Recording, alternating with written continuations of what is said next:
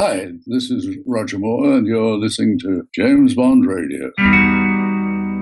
Hello and welcome to James Bond Radio. Now we have a bonus episode for you this week, courtesy of our on-the-spot roving reporter, Mr. Brian Dobson. Brian recently paid a visit to Big Chief Studios here in the UK to talk about their range of replica figures. Now, if you're into the collecting side of things, you'll definitely want to listen to this one, and you'll want to listen all the way to the end because old Brian just might have scored you a tasty little discount. So if you're in the market for a life like Sean or Roger or maybe even a Baron Samedi, be sure to get involved. Okay, that's all from me. Over to Brian. Right, I'm now at Big Chief Studios in Birmingham in the West Midlands, and Big Chief Studios do a fantastic range of character replica figures of the Bonds from, well, all the Bond characters that you know and love. And I'm delighted to be joined by Mr. Mark Andrews, Mr. Greg Andrews, and Mr. Alan Burgess from Big Chief Studios. And we're going to be talking a little bit about the history and where we're going with it. So if I can start off with yourself, Mark, do you have a particular favourite film in the Bond series? Honestly, no. I mean, I very much see Bond as a generational thing, and I love them all in their own way. You know, I think Connery had that gritty edge, and Roger Moore was very much of his time, playing on the humour but still having that sort of hard-nosed edge to him. I think if I had to really put, had to choose one, if you said you've got to choose one, I think it'd probably be Pierce. And that's only because I think he's kind of took the best bits of all of them.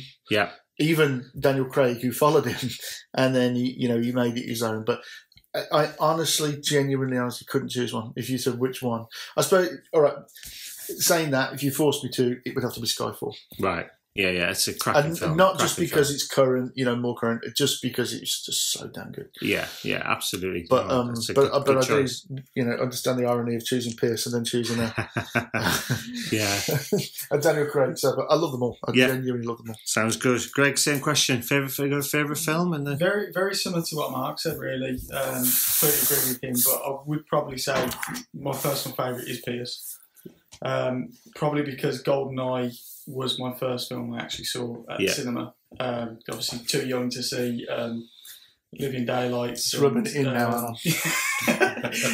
Living Daylights and License to Kill. So it'd be GoldenEye. And probably again, if I had to pick, it would probably be again Skyfall. I mean, I love Skyfall. It's like the perfect sort of love story to all Bond films. Yeah, everything was in there. You escape from getting away from your monsters like the alligators. So it was the Komodo dragon, and just everything. The villain was cracking as well. So yeah, I'd have to say. I think everything came together with that film. The tormented soul of the villain. It was great. Brilliant. Absolutely. What about favourite Bond himself? Well, for me, I would say it's got to be Daniel Craig on that one. He's brought it right up, bang up to date. He's injected some new life into the franchise. Really brought it bang up to date, taking it in a slightly different direction. Having said that, out of the classic Bonds, then I would probably say that Roger Moore was my favourite. He's the one that I kind of grew up with. Yeah. I think that seems to be the case with a lot of people. You remember. It's a bit like the other franchise of Doctor Who. You remember that one that you. It's a generational thing for sure. I think if it hits you at the right time, like Greg said, the first film he saw when he was very young was GoldenEye. So it's one of those ones that just has an effect on you. Excuse me. Sorry about that. I was like Alan. We're virtually the same age, so we grew up with Roger Moore. But obviously, having dads that very much grew up with Sean, it's hard not to. And of course, they were on TV a lot, all the bank holidays and stuff. So Bond was always the bank holiday film, wasn't it? Really? Well, still on a Sundays on ITV. You can't get better, can you? Well, this is it. Absolutely. So, what about Bond girls then? And any particular favourites on the Bond girls? For me, it probably goes back actually to one of my favourite movies, and it actually brings it bang on topical to us here with Goldfinger, and it's got to be Pussy Galore. Yeah, Honor Blackman's voice. Oh, yeah, absolutely. Yourself, Greg? Mine's without any shadow of doubt, Jane Seymour. Yeah, Solitaire, lovely. Which brings us obviously to the Live and Let Die range that we've done, and yeah, she's and still looks good today as well. Absolutely, really absolutely. Yourself, Mark, have you got a favourite? Well, I wouldn't stoop to say anything about looks because it is International Women's Day after all, and I don't want to upset anybody. No, I must admit I really liked Eva Green as Vesperlin. I thought she was magnificent. She's and my she favourite, had that whole kind of femme fatale thing at the end there, which was really, really good. And she, and I will go back now on what I've just said, she looked stunning in that dress in the casino. Yeah, I'm completely with you there. Completely with you. She's my I thought she was really good, really good. Yeah, and just played it brilliantly. I thought Casino Royale, considering it was, for a lot of that film, it was just sitting watching two guys playing cards. It was amazing the way they managed to pace it just right. I thought it was really good. Yeah, absolutely. So what about theme song? Any particular standout theme song? There's been so many over the years. Any ones that really Shirley Bassey's done. Got to be Shirley Bassey. Got to be, hasn't it? Yeah, absolutely. Who can't sing those songs? It's got to be. Yeah. For me, it's got to be a complete, again, total opposite to anything that I've said about which Bonds I like, which films I like. But I loved Carly Simon's "Nobody Does It Better." Yeah, I thought it was a terrific cracking tune. Yeah, absolutely terrific song. I think personally that's my favourite as well. I think it's fantastic. I'd probably agree with that one as well. But I think they're all very much of their time. I mean, Adele's tune is just superb, and Sam Smith. For Spectre was great. It was totally new. At first, I know a lot of people had a problem with the high pitchedness of some of the notes, but I thought it just worked. What's key to them all there is they always bring in those beautiful orchestral strings. Yeah, absolutely. That's they bring the string section really in. Good and Sam Smith's one. Yeah, is that. Yeah. Yes. Yeah, absolutely. So if I ask you, sort of, Greg, what was your earliest memory of Bond, if you can ever sort of cast your mind as far back as you can, was it watching them on TV or did he go to the cinema? I probably did watch them on TV, but I think it was more the fact when GoldenEye came to the cinemas, and obviously I think Dad took me to go and see it. Yeah. And then after that, I think there was the videos out. And it was probably the video game as well as much with you. It was the video game. I mean, that was 2 years after. I should say that Greg is my brother. You might much younger brother by 13 right. years. He'll probably remember more than what I will. But then saying that, 95 was what, about 11 or 12? I can't remember. I remember. It was 11. I remember it very much. Was it N64? N64. It was, the console came out, and of course he had GoldenEye for it, and that was it. And didn't see him for weeks. After we saw GoldenEye, Dad did get From Russia We Love, and I watched that. He had that on video. I watched that, and I love that because that's probably my favourite Sean Connery. It is very good, film. It's proper spy. Yeah, it is. Isn't it? It's a brilliant film, that one. So apart from obviously seeing GoldenEye at the cinema, and then as Mark said, playing the game, wake up Christmas Day and playing the game. And I've got a real challenging one. My earliest memory is from Diamonds Are Forever. Oh, right, yeah. For me, there is a scene in this, and I still turn away from it this day. It frightens me to death. It's the scene where Bond gets knocked out and gets put into the coffin, and classic. You hear that music and the flames, and it's the most frightening part of any movie I've ever seen. And I cannot watch it. It's quite dark for the time, wasn't it? Can't watch that bit. Absolutely. Yeah, no, that's a cracking piece as well. I love that. Great, thanks very much for that, guys. Appreciate that. I was just wanting to talk a little bit now about the history of Big Chief Studios. Would anyone like to sort of give me the lowdown on that? Yeah, sure. I mean, just the long and short of it is, without boring everyone, including ourselves. The company was established in 2011. It was born out of a desire to effectively do for ourselves what we were up until then doing for other people, and that is designing and developing products and everything that goes with them. So from the packaging, the products themselves, obviously the packaging, the marketing materials, and everything that goes with them. And we were already doing that for a number of other lines, some of which you'll see behind us here, including things like Wallace and Gromit, Carry On, Harry Potter. We've worked on Star Wars, Pirates of the Caribbean, Batman Returns. Not Batman Returns. What was it? Batman Begins. Sorry, the first of the Christopher Nolan movie. Yeah. Superman Returns was that was the one. Right. So yeah, there wasn't really a sort of at the point when we were working for another company, albeit remotely as their design office, that we were working on one of the big franchises or another. We ended up working on the Harry Potter license, and we were doing master toy for that, including action figures, play sets, creatures, all the stuff. Yeah. And sadly, it resulted in some bad decisions by senior management at that point in time. The company was merged with another large die-cast toy company that subsequently it all went south.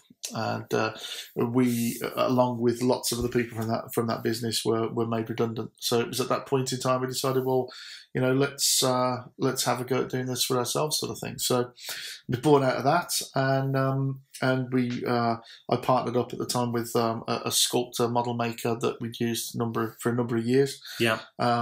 Because we needed sculpting and model making skills, as well as the sort of product design and the license contacts that we had. And we've grown from there. Our first license was Doctor Who. Yeah. We were at the right time. Doctor Who, BBC Worldwide had a huge success with Doctor Who at the toy level. And they were just sort of starting to look at branching out into collectibles and high-end kind of product. And we were, having been interested in the 1/6 scale and sort of dipping our toe in the water with various little things. Greg at the time was customizing Indiana Jones figures for myself, for my own collection, because I'm a bit of an Indiana Jones nut. Okay, yeah. So he was doing all those kind of things for me. So and we ended up saying, well, let's have a chat with BBC Worldwide. Let's see if they'd be interested, and we got the license, and then from there we've as I say, we've grown it. We kept we partnered with the BBC since 2011. We took the Sherlock license out literally just about a year after that, and that was before it was sort of just as it was becoming the phenomena that it became. Mm-hmm. And then it was. We were sort of looking for the licenses after that, and we looked at various things. We lost out on a couple, and then there was other things that we kind of pulled back from, weren't too sure about. And then eventually we had Bond in the works. It was 2 years in the making for us to get it, it was a very long process to get them to believe in us. And at the same time, we were also approached by ITV at one of the trade expos, the Spring Fair here in Birmingham, and they were interested in talking to us about the Jerry Anderson stuff, and we worked on the Jerry Anderson stuff in previous capacities on other products, things like sticker collections and trading cards of all things. We said, yeah, this is something we thought we actually could make a good go at. Mm-hmm. And it all sort of happened at the same time. So Thunderbirds and the whole Jerry Anderson portfolio came into our lap at the same time as the people from Eon said, okay, let's we want to talk to you now. Right. Right. So and it all came at exactly the same time, didn't it? Really. So and from there. So in terms of actually getting the Bond license to produce these, was that a couple of year period? Yeah, it was a decent process in terms of time, because the first thing that we did, we sent some samples. We met with the broker, if you like, the company, the agents that work on Ian's behalf to broker the deal, and they were at Brand Licensing Europe, which is a big sort of trade event for the licensing industry and licensee partners like ourselves, which is normally around every October, I think, every year down in London. We met with them there, and we discussed the option, and they were like, well, they're very selective. This is not a Disney property where they want to maximise their investments on as many licensed categories as they can. They're very, very selective of what they do. So we sent some samples in. And it just so happened that Barbara Broccoli, from what we're told, is a big Sherlock fan, and they really liked what we had done. They loved the packaging. They really were impressed with the figures, and and we know ourselves that that as we've gone on, the things have improved and gotten better and better. And Sherlock was a figure that where we're doing him now, we would most certainly be able to, we can see areas of improvement and areas that we know that the factory would do differently now. So, we sent it down, but she loved it. She absolutely loved it, so much so that she took it home. So whether she still has it, I don't know, but she was a fan of Sherlock, so she took it. But then they basically that process, I should add, was one of they only they have like a short list of what they're willing to accept to show them, and I think there was about 24, 25 items, and then ours was one of those that they selected to go in and show them, of saying these are the things that we think would be good, and I think out of that they only choose 8. If I remember, it was like 25. It was something like that. They go in with 25 and they whittle that down to 8. So it's kind of like the X Factor. They have to get those last 12 people. I see. So it was kind of like that. So they took our figurine and they did like it, and they said, "We love it. We like what you're doing. We're just not ready to look at figure or product right now." And we just kept badgering them every now and again, and sending things through to IMG and saying, "Look, we really want to do this. We really want to do this." Yeah. And in the end, we kind of had a sort of a. We didn't think it was going to go anywhere. If I'm honest, we thought this. There hadn't been figure or product for Bond over 10 years, and we were like, "We're not going to get this. There's no way." So we thought, well, let's have one last ditch attempt, and we sent them an updated presentation deck saying, "This is what we've been up to. This is what we've done," and kind of flying the flag for Britain in a way. We said, "Look, we're a British company, we're British-based talent, and we're trying to employ, British-based talent. We're trying to grow the business. Wouldn't it be fantastic to have the most iconic of British brands represented and partnered with by a British company?" Sure. And it seemed to strike a chord. So they said, "Okay, let's have you in." Brilliant. And we were at that time when we had the phone call. We were unloading 6.5 ton of 11th Doctor TARDISes from the back of a container. So I was told to put the TARDIS down that I was carrying because they were heavy at 11 kilos apiece, and then had the phone call, and so it went from there. So it took 2 years from the very first meeting all the way for them to actually get to talk to us. Then it was about another 6 months, I think, wasn't it? As we signed it, as we went through finalising the line plan and the range and all that kind of stuff. Right. So it was about 2.5 years all told. Wow, that's amazing. So out in the Bond world of general, how many figures have you created, or which ones have you started off with? Well, as you know, we've done Goldfinger, which was the first wave. The second wave went up for pre-order just at the start of Feb, and that was Live and Let Die, as I'm sure many your listeners will attest to. And we've currently got a number of figures in the works. So I should probably just back slightly and just say that from the outset, Eon were very clear that they wanted the range to be going out a retro line, focused on the retro Bonds. They wanted it to be in the period where Bond was created, and they wanted to kind of grow it from that. Mm-hmm. So, whilst they appreciate, a more current Bond would, in a way, probably be more acceptant for a lot of people.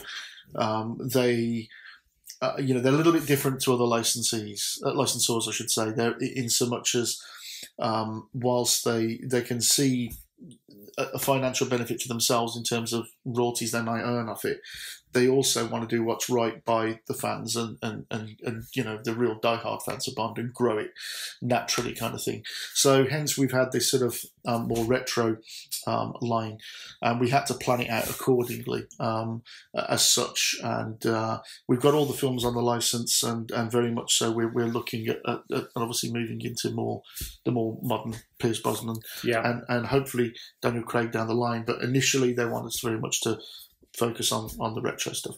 So we did Goldfinger. We've got Live and Let Die for pre-order. We've already got, and you can see right in front of us here, of course, Dr. No, the Connery Dr. No. We actually have Dr. No in the works himself, and his sculpt is done that you'll be able to obviously see from the behind the scenes in progress image that we'll share with you. And he's looking fantastic. He's looking very, very good. But what we're probably going to do, we're going to be moving those figures a little bit along in our line plan as it is at the moment. We're in discussions with Eon at the moment to kind of mix it up a little bit so that we don't end up with, you know, too many Sean Connerys and loaded it that way, or too many Roger Moores. We want to kind of spread it about that little bit and move them apart. So, but as I say, we in development right now, we have head sculpts for Dr. No and costumes in development for Dr. No himself. The Bond here is not a million miles away from being finished, Connery in the tuxedo. We also have Timothy Dalton's head sculpt, which is tremendous, from Living Daylights. Yeah. We have, I'm sure a lot of your listeners will be really pleased to hear Red Grant from Russia with Love. Brilliant. And we very much have the delightfully featured Rosa Klebb that we're in the works with at the moment as well. So there's nothing to show on her just yet, but you know, we're looking at a really nice From Russia with Love line, which I think will be really good. That sounds super. And also as well, just so you everyone hears it straight from the horse's mouth, so to speak, George Lazenby is very much going to be a reality. Wow! Oh, fantastic! So he's not going to be ignored. Ironically, his performance as Bond will probably be more lifelike in the figure form than the film, which is arguable, I know, for many, because people love that movie. But no, we're going to be doing George as well. So that's great. There's a lot of George fans on. I know. There's we're aware of it. I mean, it's it's like you said, it's a generational thing, and I think for a lot of probably young guys that were just getting to that age where they were, out on the town trying to discover the opposite sex, I'm sure the lovey-dovey aspect of that film wasn't lost. Yeah. So, there's a lot of stuff planned, but what are the other figures that we had sculpted? Oh, we had a wonderful, absolutely superb. What's his damn name? Blofeld, Donald Pleasance, which is just brilliant. Awesome. But unfortunately, there was an issue outside of Bond, nothing to do with Bond, nothing to do with Eon. There was an issue with his estate and another licensed property of some sort. I don't know if it was Halloween or something. I couldn't tell you, but I know it was something. All we know that there was a problem, and that whoever it was, upset his estate. So we were asked to hold back on that. So right. It's a beautiful sculpt, though. It really is stunning. It looks so good. So he will be coming into the line, but a little bit later on. We've just for political reasons, we're just going to kind of just push it back a bit. Yeah. But he's going to happen as well. And I can't think of the other ones what we've got worked on at the moment. In terms of the classic. In terms of the classic, no, there isn't at the minute. It's just the ones that you obviously said. And obviously, if we can move forward with Pierce and Pierce, Pierce and that will be pushed forward. So this is what we're currently in negotiations and discussions about what the next ones would be. So Dr. No Bond, as he's sitting here next to us, we will be making an appearance later in the year, but I can't exactly say when as to when that's going to be right now, because we'd like to as I say, mix up the assortment a little bit. So watch this space. But it's all happening. But fabulous. I mean, just sitting here looking at that Dr. No figure, the level of detail is just second to none. It's absolutely brilliant. Can sort of either of you or any of you sort of tell me a little bit about the processes that are involved in creating something like that? I appreciate it's very in depth, but it's sort of trying to think of the shortest way of saying it. Really, we sort of start off first of all, obviously deciding on what figure we're going to do, what we're going to make, and obviously that has to also go, as Mark says, has to go for approval through Eon, and whether they say yes, do that one, or no, how about this figure. So once that's approved, we have access to the archive and imagery from Eon. But obviously, a lot of the old classic stuff, there's not many imagery of it. It's not like today where they take full rotational turns of people in their costumes, and so it's very limited of what we've actually got reference-wise. That was especially the case with Goldfinger, which I thought, in all honesty, we would have a little bit more reference for Goldfinger, but there's hardly anything out there. So one thing that we tend to do is we tend to obviously watch the films very closely, and then we take thousands upon thousands of screen caps. I think for Dr. No, I think there's about 2,000 shots of Connery that we've taken in this suit, so we can look at it obviously as close as we can. Mm-hmm. Then the sculpt gets obviously produced once we have the imagery. Yeah. And that goes to our sculptor. We've got 2 main sculptors, haven't we, at the moment? Yeah, we have. As much as obviously we are a UK company, we have UK sculptors, but we also have some international sculptors as well. One chap of which who is currently sort of permanently working with us, and he's based out in Spain. But everything is kind of supervised and managed from this side. Yeah. So I mean that the Dr. No Sean Connery you see here, that's sculpted by a Spanish sculptor who's called Inigo, isn't it? Yeah, Inigo. And he's done a fantastic job. I mean that's a brilliant Sean Connery. That one is. I absolutely love it. He's just managed to capture the perfect moment where he says Bond, James Bond. That's exactly what I was thinking actually when I was looking at it. Yeah. Well, it's always the thing with these figures, because what we have to do, as Greg says, we when we first make the selections to what we're going to do, and obviously get that through Eon's approval. When you're making these figures, especially with something like Bond, where they have a change of costume every other scene, you have to kind of make decisions to what we're going to put him in. And the go-to thing is always with Bond on tuxedo, and it might not be from a particularly exciting part of the movie that he's wearing that tux in. So you're doing that, and then you're like in this case, we very much wanted the James Bond moment, but you've also got to think of how else it could be posed. So in which case he's standing here with his is it a Hornberg hat? Is it? Yes, or a Homburg, and of course his Crombie coat. So you've got to think of these other moments. I think the key really though is it would be relatively easy to. I say relatively easy. It's not an easy process, but it would be easier to produce a sculpt or a figure of Connery or Roger Moore, but the key is to capture the character of Bond as well, and that is the challenge. Not to just say, well, this is Connery and this is Moore or this is Brosnan and so on and so forth, but to make sure that they have got the essence of the characters you're capturing in that sculpt.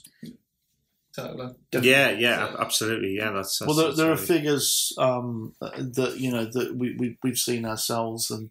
That are good likenesses of the actor, but not necessarily the character, if that makes sense. Yeah, absolutely. And if you don't get it right, I mean that is, as you say. I mean, I perhaps shouldn't say this with the last few stock that we have of Connery from Goldfinger, but I prefer that one. I think that one's tremendous. Yes, not just because of the tuxedo. I just think they've nailed it, Greg and Tony. Yeah, and Inigo obviously is sculpted. That's did an amazing job on it. Yes, I've stunning done all that and as well. He obviously looks younger as well, and his hair's slightly different. He's thinner in the face. Yes, obviously because there's 3 years between them. That's right. Yes. So obviously he did age quite a bit. Obviously not as, but he became more fatter in the face with Goldfinger and stuff. But I mean, we just managed, like as Mark says, we managed just to capture the perfect moment when he actually says, Bond, James Bond. Definitely. And as it's like, the one tuxedo, if we were going to do a tuxedo, I always thought the best one would be to obviously, especially for Sean Connery, is the first one that he actually wears, and it's the first time he ever says it. He says, the famous line. So that was one of the reasons why we decided to do that tuxedo. And then, of course, like I said, when we were looking at all the reference, after we've obviously got the head's being sculpted at the same time as we're putting the brief together for the factory to develop the costume. Mm-hmm. And the costume gets made and it gets altered by ourselves if we have to do final tweaks here and there. But even all the pockets actually work and open up on the jackets. Even on the pockets on the trousers also work. But the costumes can go through anything, can't they? Depending on how close they get it, but it can be anything from 4 to 5 iterations. Yeah. Because the thing is, it's not a case. 2, was it? This was 2. They did a very good job on this, but the problem you often have, obviously, with these things, once they've made a jacket, it's not like they want to go back and unpick it, and it's just easier to make another one. Yeah. And the one issue that you have more than anything with costume making of any kind that involves fabrics is that we can make the stuff here. Okay, we could get them prototyped here, but all we would do is we go out and we source the fabric, say the fabric here to make the Crombie coat. So we'd find it. And that would be tailored here. We'd send it out to China with the patterns, and then the first thing they would do, they would go, okay, we've got to go and source this fabric. So then they've got to go and find something that's similar to that. Now, it may or may not be similar to that. And then they've got to make, if it's thinner, thicker than that, they've then got to remake it again. And it could be then at that point you go, well, actually, it's not right. It's looking too bulky or it's looking too tight. So that's why we decided in the end to work with the development team out in China, who work closely with the factory, them making the costumes.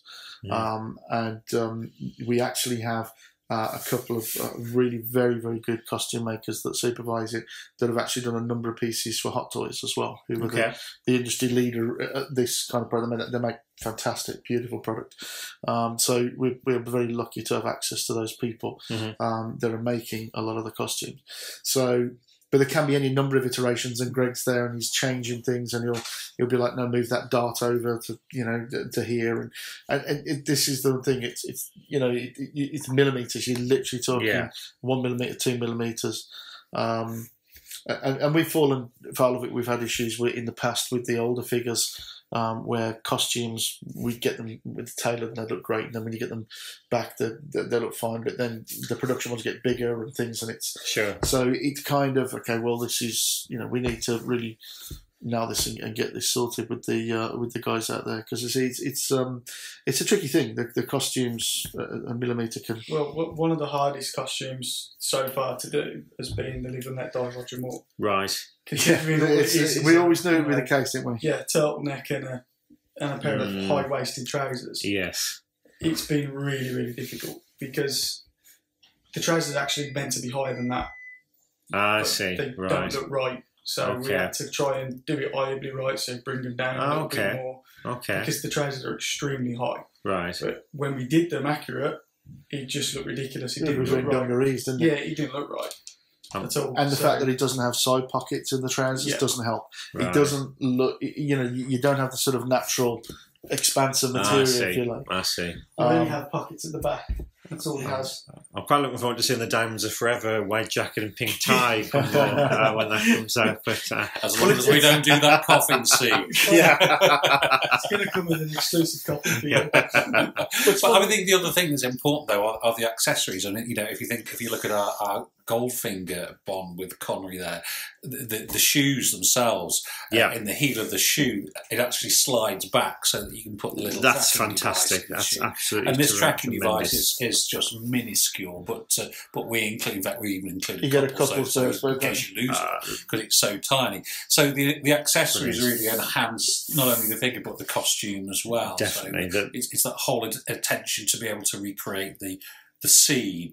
And what we've done again with the packaging is to make sure that is as premium of the figure, and the figures come with what we call a scene setter, which creates a backdrop for you to display your figure in front of. Yeah. And the one for me that's been great is with Oddjob, because as you know, Oddjob uses his hat to throw at the statue, and the head chops off. So our scene setter shows the picture of the statue without a head, but then we include the head as a sculpt with Oddjob. So it's that attention to detail to be able to bring the whole thing together to recreate the whole scene. Yeah, fabulous. But once the costumes kind of nailed down, isn't it, Greg, and the accessories that Alan's just said, because that's one of the hardest things as well, is getting the right accessories, isn't it?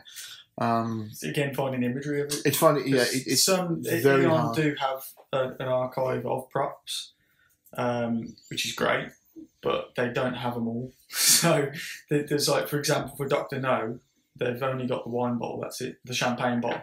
That's it. There's nothing else. So, for example, Dr. No's Buddha statue that he squeezes, there's no reference of that. So when we've had it sculpted, it is being done. But when the Dr. No figure gets released, he'll have this crushed Buddha statue. So we kind of had to take a little bit of artistic license on it, try and get as close as we could to the look of the Buddha statue that he crushes. But like I said, there's just hardly any reference out there with the older films because they just didn't keep the stuff. They tended just to throw them straight in the skip or something. So just a shame. So Mark and Greg are very, very lucky, and I'm very jealous of the fact that they have been lucky enough to go into Eon's archives and delve around some of this stuff. I've yet to have the experience, and maybe I possibly never will. Yeah. But, as a Bond fan, it is amazing. Yeah. And it shouldn't be where it is. It should be in like a Should museum. so be a museum. It really should. It's a crying shame. There's 50 years of heritage there for movie fans and Bond fans, and it should be lovingly curated and exhibited because there's some staggeringly beautiful stuff. Well, some of the props are in the models in locations, aren't they? Yeah, I mean they do show them. They're at the James Bond Museum. But there's an entire exhibit there, isn't there? There really is. Definitely. There's an entire exhibit. They've even got the rocket sled thing, or not the rocket. What do they call it? The thing that at the start of Living Daylights, the pipipeline that shoots him along. You know, the Trans-Siberian pipeline. Yeah, that's it. Right. And they've even got that thing, haven't they? It's ridiculous. They've got the big plane from Casino Royale. Yeah. Big model planes, massive, and all the old models that they've got as well. Yeah, the Lotus, beautiful, terrific. But yeah, I mean, it's tremendous stuff. So as I say, just getting back to the figure. So once we got the costume made and we're happy with the costume and the accessories have all been. We tend to obviously we're working over here on prototyping normally the what will be ultimately the plastic components and elements, whereas Greg working with the development team out in China will be working on the costumes, and then obviously those two bits come together and then Greg has to assemble them all. So the head, which has been digitally sculpted, goes out for 3D output.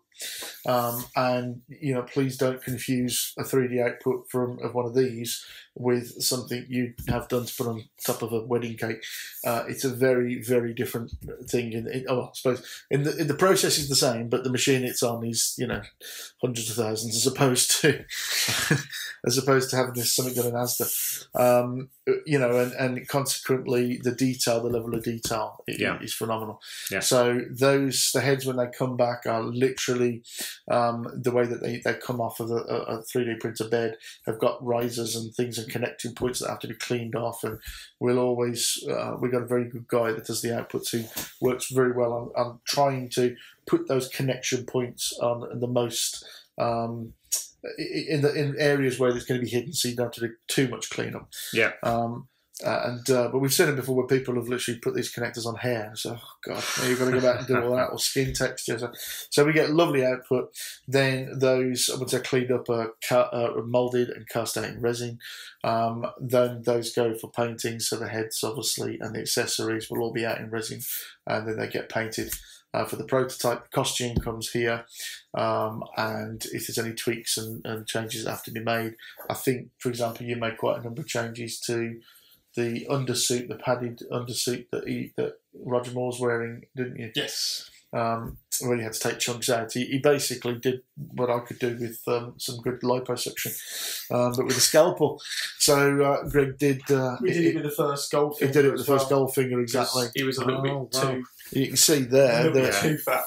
Where that was Greg's plastic surgery markings on there, where he was going to have the liposuction done. Because again, when we were first doing this, and I remained unconvinced at first. I'll be honest. I thought there's no way they're going to achieve that. You're going to have to mould a fat belly and chunkier arms and all this kind of stuff. And Greg was like, no, we can do it with a fat suit. It's just because you think about it. If you're a very, very fat person, your skeleton's no different. It's exactly. The same. Yeah. It's just bulk on top. So the beauty of this is that you can still manoeuvre him and do what needs to be done. Whereas you can't do that if it's plastic; it's not going to have the same kind of flexibility. Yeah. And this one of the approved ones, or is it one of those that's too big? I can't remember. That was the first one that was too big. Yeah, I think so. It looked very big. That one does. Yeah, and then because again, you got the bulk of the clothing. Remember, it's one thing to remember with these things that the fabrics that we use are fabrics that are designed for t-shirts and shirts that we would all wear, so that they're 1-to-1 scale fabrics that you're having to sort of use the thinnest possible to simulate what the fabric would look like at the smaller scale. So when you've got the bulk of clothing, and of course he's wearing a shirt, he's wearing a waistcoat, and he's wearing a jacket on top of this. So he's got effectively the undersuit, and then he's got those 3 layers on top, and the jacket's quite thick because it's like a wool sort of tweed kind of thing, isn't it? So there's a number of things to consider, but they all come back here. Components all go together, and then the prototype is then photographed, and in between all that happening, when the head is done initially, the head will go down to Eon. We'll actually go directly into Eon House, and we take it through. They'll have their comments, and if anything needs changing, we make those changes. We get them back to them. And they're literally looked over, they're scrutinised in the flesh. When the costume's done, Greg and Tony very often will go down. Last time myself and Greg went down and we took the figures in. And at literally every stage of the approval. It's a very collaborative process in that way. I mean, Eon have been very, very, very good to work with in that respect. It's good. And even so much as the sign-off is actually being done by Barbara and Michael. So they are, so in the case of, I'll just give you a quick example, when we did the Goldfinger figures, when Michael saw the Oddjob figure, he said it's brilliant. He says it's spot on, but his skin wasn't as dark as that. All right. Yeah. So no, it's questionable because Michael probably would have been about 6 when he made it. But and then of course we're going by the reference that we have. We don't have the first-hand knowledge that he met him. Yeah. Whereas we're going by the imagery that we have, and very often that imagery will be, up from 60s, very rich, sort of, richly saturated photography. And then I say all those pieces, they come together, and once they're all approved, then we do the photography. There might be a number of tweaks to make and reshoot certain shots that Eon may or may not be happy with, because they're even approving everything there. And literally, once everything is approved, then it's made available for pre-order. And this is the challenge, really, then, because as part of the commercial side of the business, we need to use the prototypes, so obviously to help sell into our distributors internationally, our wholesalers here in the UK, and also to our direct consumers. But at the same time, this prototype is required still as part of the production process. So that when you think about quite the fun thing about these figures, the prototypes in particular, the thousands of miles that these figures actually travel backwards and forwards around the world to different locations around the world for all their requirements. Yeah, they've probably done as many miles as the movie stars themselves. So it's kind of fun, really. Right. Yeah, incredible, just incredible level of detail. And then also from that, whilst all this is happening for the prototype, Tony is then busy working on all the masters. And what tends to happen, we do different levels of 3D output. So the head, for example, is reproduced twice. It's produced once at 100%, so that we use that for the prototype and the photography. And then we have one produced at 106%, I think. Is that right? 106, 105, which allows for the shrinkage in plastic. Because from when you do injection molding, the process basically it's unavoidable, it shrinks. So and the way to avoid having a loss in translation in terms of the sculpt being as good as it can, we will reproduce the head again at 106%. Then they make the tooling using those masters. So because there's whatever you do, there's always going to be a slight degree of loss in translation. It's unavoidable. It's just a part of the process. So, for example, when we first work on them, if you saw the master, the skin texture on the Master is a lot heavier. So the skin texture is a lot deeper, the pores in the skin, the wrinkles in the eyes are a lot deeper. And that's because we know when it shrinks down, everything kind of tightens up, but with the same token, it smooths off a bit. Yeah. And then when they do the injection molding process, it smooths again. So by the time it gets to the eventual output from production, and the production pieces people buy, the level of skin detail is still there, but it's not too much that he ends up, kind of looking too craggy and Sid James. Right. So it's like an anti-aging process. It is, yeah. Right. So you've got to over-egg everything. So, and also I will add as well, because we spend a lot of time on hands. Yeah. The accessories that we have, the hands are specifically designed for those accessories. And people, all of us are very expressive in our hands in different ways. So if you look at the way that actors are in a particular role and the way that they work with their hands, Yeah. So that's why the hands are very important to us. We get those right. And you look at all the Doctor Who figures behind you, and all the hands are sculpted specifically. Yeah. So there's a huge amount of work goes into it in terms of getting them to where they need to be. Yeah. So then, whilst all this process is going on with prototyping and everything else, Tony's readying all the masters. The masters then go out to China, and then another process starts where they make an intermediate stage between the what we supply them as masters and before the tooling. Those are rigorously checked. We see things regularly, don't we, Greg, that we don't share because it would just be, his chin's got far too big, what's happened? We would get a whole, it just caused mass panic, and we never share any of that. And we got a really good engineer, a guy out there in China who works very closely with Greg and with Tony, and he basically, he will correct all of the distortions or anything like that and get them right.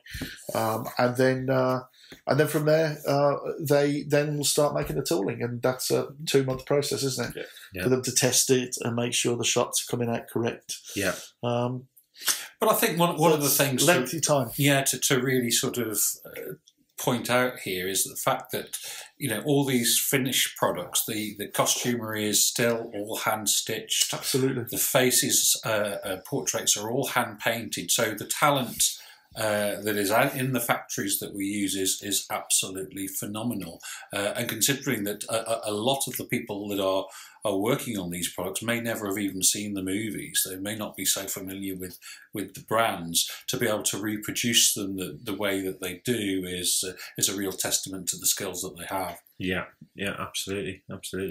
So I know you touched on it a little bit earlier, Mark, but I was just wondering about your sort of future plans in terms of producing other figures down the line. Is there anything extra you can add on that? Well, at the moment, like I say, it's a little up in the air in the sense of where we're going to go next. But we are in talks to, as I say, sort of jiggle the assortment a little bit and bring more, more modern day Bonds, closer earlier on in the plan, and that doesn't mean to say we're not going to do more Connerys or more Moores, or obviously, as I said earlier, George, Mr. Lazenby, we and of course Timothy Dalton. We certainly are. We're going to be doing all of them, and we're going to be getting round to them. But it's we do recognise that. As much as there are lots of Sean Connery fans out there, and there's lots of Roger Moore fans out there, that you've got to kind of you sort of have to share it out equally, kind of thing, because like we did with Doctor Who, we've got got fans of the classic and we've got fans of New Who. Mm-hmm. So you've got to sort of spread it out, and you've got to do what's viable for the business first and foremost, because obviously there's no point in doing something that's going to sell. It's pointless. But then, you've also you've got to look at things and think, okay, well, we need to sort of mix it up that little bit.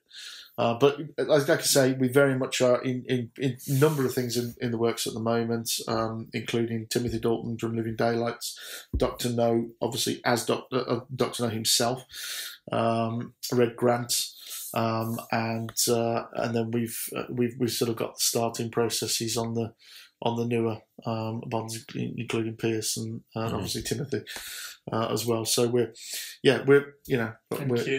Q as well. So, but the literally the line plan is quite extensive. You could have seen what we had when we first started.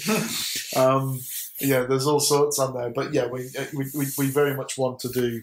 I think GoldenEye is the one that we're keen on doing. And, you know, as our next step, if we can, that's what we'd like to do. Yeah, I mean, we do have a plan already, but we want to move things around a little bit. I think the key thing is to sort of talk to your listeners about this, and obviously we'll keep you updated on our developments. But you know, I suggest that your listeners sort of have a look at our Facebook page. We've got our own Facebook page, Big Chief Studios. And also to keep abreast of what we're doing on bigchief.shop, you know, which sort of keeps everybody up to date on the latest developments, on when new products are coming out, availability on current stock. We've still got some nice stock availability on the Goldfinger line, and the pre-orders are happening now on Live and Let Die. So, you know, two classic ways to get into collecting this type of product. We recognise that, you know, fans of Bond haven't really been used to this sort of product for a number of years, so it takes a little bit for people to sort of get used to and start to enjoy. But once they picked up their first purchase, then hopefully they'll start to, you know, develop a great collection. Yeah, that's exactly just where I was really going to come to, because I know the James Bond family are going to absolutely love these figures, no question. Do you have a website where people will be able to browse the? Yeah, if you have a look on bigchief.shop, that's our website. So nice and simple, and you'll be able to find everything on Bond, Doctor Who, Sherlock, Thunderbirds. Everything is happening on there, plus our Facebook and Twitter accounts as well.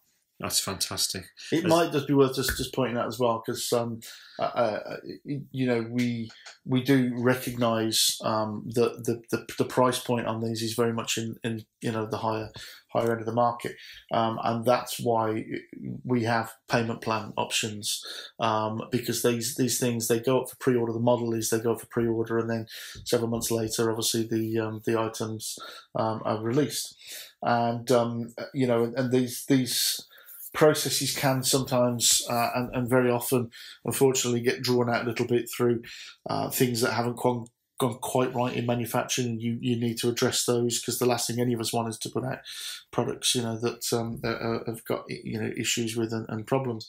You know, and we've had several issues, as do most manufacturers at Sideshow Hot Toys. We've all had them. Sadly, it's, you know, perils of working thousands of miles away from your supplier. So it's just one of those things that you have to work with. But we do have the payment plans that are there to allow people to spread those payments out. Okay, that's good to know. And also as well, the Live and Let Die, just so you know, at the moment, by end of this month, we've got a promotion at the moment where the figures are an introductory price of $209.99. They're normally $229.99. Okay, that's good to know. Including that, if you pay that, obviously, if you're in the UK or EU. So they're $209.99, but also if you buy the collection of all three, so that's Bond, Roger Moore, Baron Samedi, and Solitaire, there's a further £30 off as well. So in effect, you're saving £90 by the, you know, if you buy before the end of March. After the end of March, you'll still get the £30 off if you buy the collection, but they will be, the introductory price will be back up to its regular recommended retail $229.99. So you know, I better get my pre-ordering. You can save yourself a nice chunk of money. Yeah. But I also will just point out as well, because we know, you know, having seen a number of forums as well ourselves, people have asked, well, not just us, and I'm not. It's not exclusively a Big Two thing, but why are these figures expensive now? Particularly many of your listeners who probably have got the old Sideshow pieces. Well, I mean, the Sideshow pieces were around, what, 2000, and I think they ended about 2007, didn't they? Something along those lines. And they had them, I can't remember when they even started. It must have been about 2002. It was 2002, something wasn't it? Like that, 2001, so, 2002. You know, and back then, that's when these figures were sort of retailing for around about $60. Yeah. But it's a very different marketplace now. Very, very different marketplace in the sense of, firstly, the quality level. And as Alan mentioned, these things, it very much different in many ways to even companies like Hot Toys, as I said earlier, do a beautiful job. But they're doing much larger volume runs on figures from very big licensees like Marvel and Star Wars. So the runs are a lot more bigger than what we're doing. And they use a lot of printing processes, which are more akin to mass market production than they are to, more handmade objects.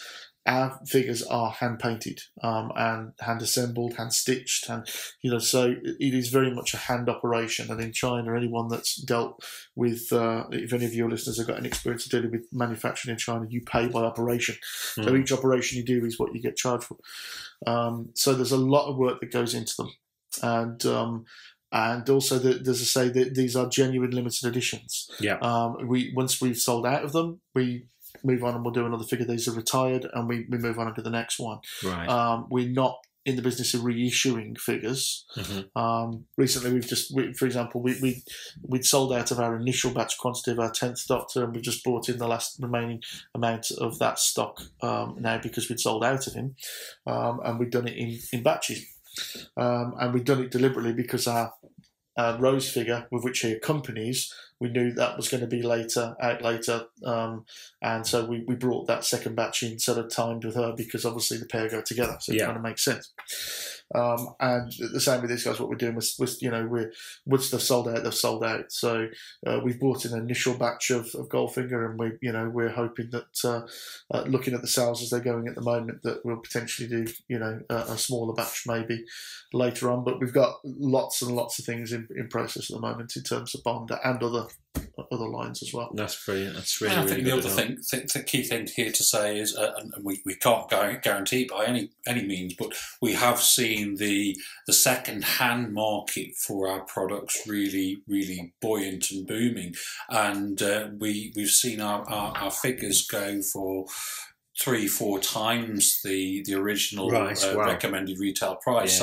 So they are potentially investment pieces, and as Mark's dad has said on a number of occasions, they are, what's he say, tomorrow's antiques today. So hopefully they are. We might have these on the Antiques Roadshow. I want to make it clear, I'm not making an excuse for them. The price is what the price is, because that's what it needs to be. Of course, And if you want to buy it, you buy it, and if you don't, or you can't afford it, then you don't. That doesn't bother me. But I just want to make it clear that well, you've driven up here. There's no Lamborghinis and Ferraris parked out front. We've only got a 43-inch TV in the conference room. We don't have an OLED TV, so maybe down the line that will happen. But we're not living on gold boats and rocket cars. And so there's they're priced as what they need to be for the level of limitedness. And we've had people in the past have said to us, well, why don't you just make more of them and charge less? It's like, well, that wouldn't work, would it? Okay, we could make 20,000, but if only 10,000 people bought them, then it means we've got to dump 10,000 of them, which then completely devalues the product you've bought. And they end up at TK Maxx for $19.99, and then you're wondering why you can't sell your £200 collectible. So it's economies of scale, and you've got to look at things logically, and everything has to be viable. And if it was easy, everyone would be doing it. Quite frankly. But the other thing is as well that Eon, as I say, are very, very selective over who they work with, and over where they place their trust. This is their baby. Well, they made very clear to us, the very first meeting we had with them, I didn't kind of quite get it, I'll be honest with you, having worked in licensing for a number of years now, Alan, more so than myself, and I didn't quite get it at first. But then when they said, look, what we want to make clear is, if you go and make Star Wars, you'll go and direct a film, and you'll become part of that family. But here, we make Bond. That's all we do. Yes. And that's what they're built for, that's what they're there for. And, it's kind of, Eon, once you're in, you'll never leave. It's that kind of thing.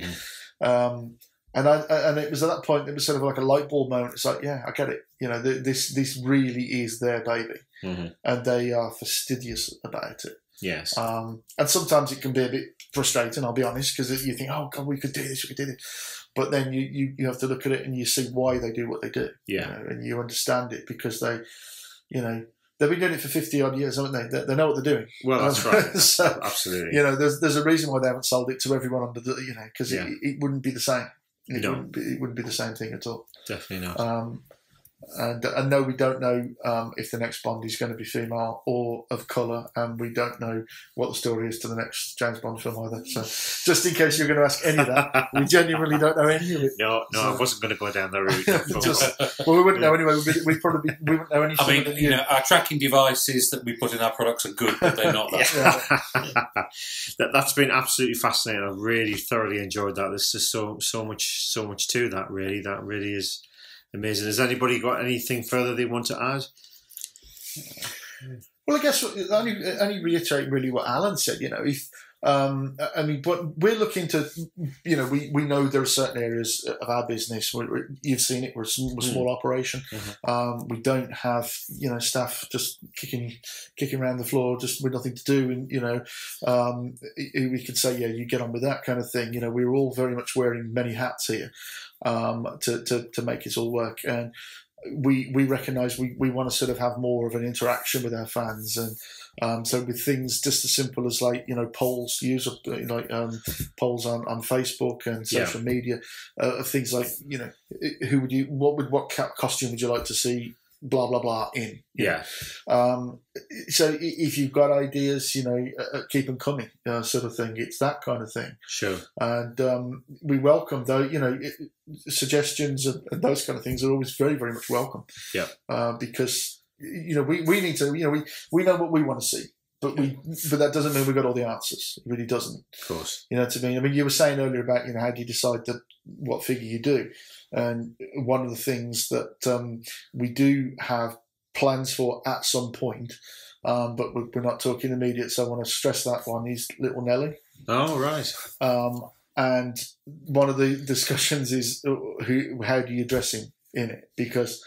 You think about the poster and he's got the suit on and everything, hasn't he? But yet when in the film, he's wearing a short sleeve shirt, loose trousers and flip-flops or sandals. Yeah, I think it's... and it's kind of... Or not sandals, isn't it? Yeah, I think it is. So James Bond in sandals. Not very Bondian.